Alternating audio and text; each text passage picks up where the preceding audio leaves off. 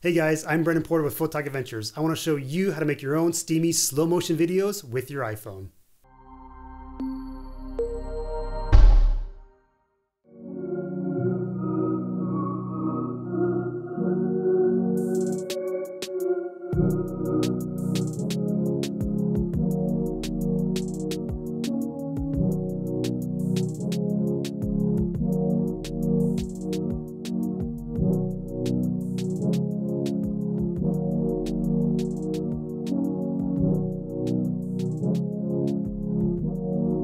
Hey guys, so doesn't that look cool and amazing? Like when I first came across this thing that was happening, it was when I cut my blinds open just a tiny bit when I woke up and this sliver of light was coming through the room and my humidifier was right underneath it blowing these amazing shapes and patterns in.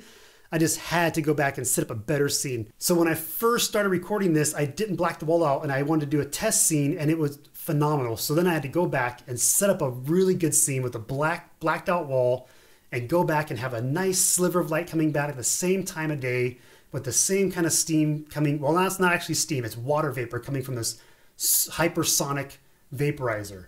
And so it's actually cold water that's being used. And because of the particulates and the way that it's being vaporized, it just shows up so great in the light.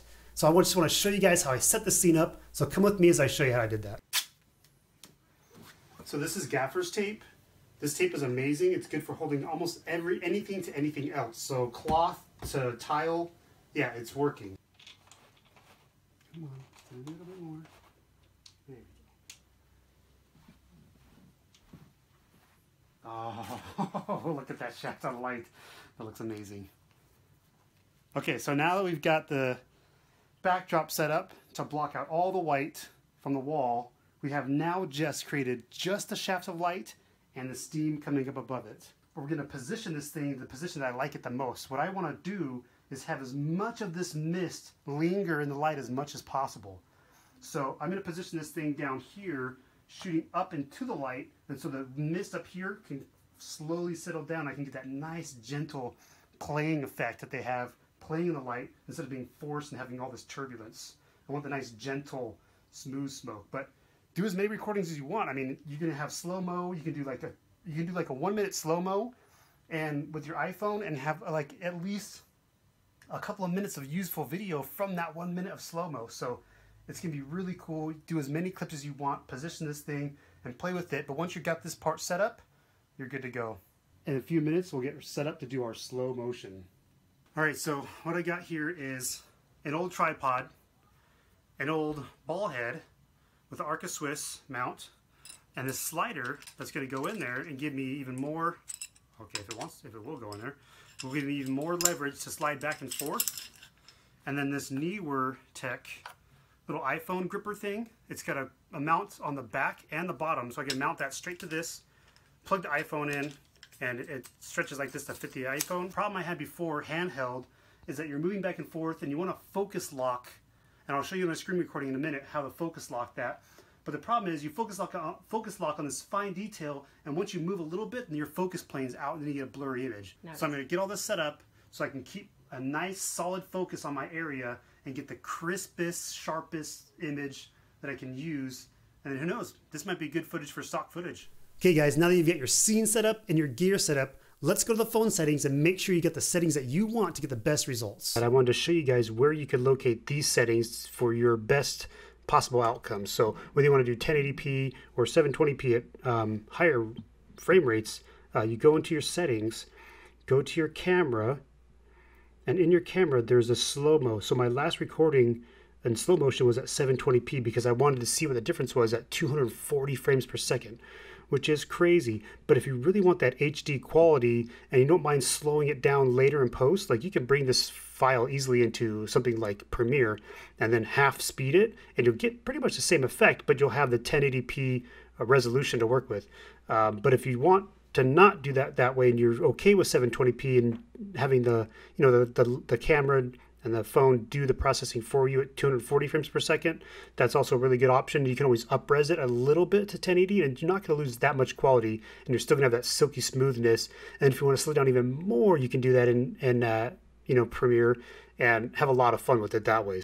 One tip is that I would say also is that with slow motion, it is not a good idea to have things like fluorescent or LED lights in your scene. So when you're doing something like this and you're setting it up, you only want the daylight coming through the shaft, and it's going to give you the best results anyways, because you can, when you turn your brightness down on your phone, then you can really make the background dark, and you can really fine tune your particles and really have that contrast of black on white as what you really want to get the best image out of this. So one thing that I noticed, guys, is when you have your phone out there and you're trying to lock in the focus on those little tiny particles, it's really hard. Your phone doesn't do a good job autofocusing. So what you want to do is you want to stick your finger out there, or something of high contrast, in the area that you want to focus on, and then you focus lock it by holding down your finger, and you get this AEAF lock, and then you can slide left or right of that to bring your contrast down.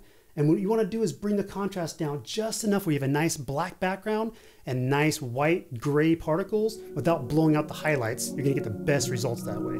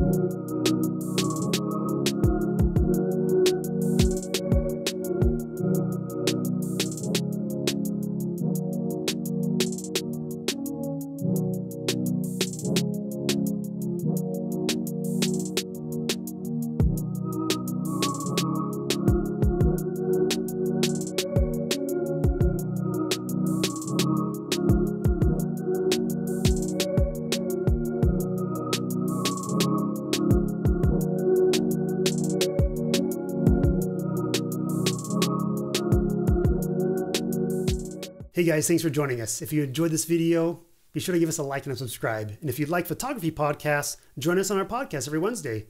You can see more information about that at our photogaventures.com website. And don't forget to get out there and have a photog adventure of your own.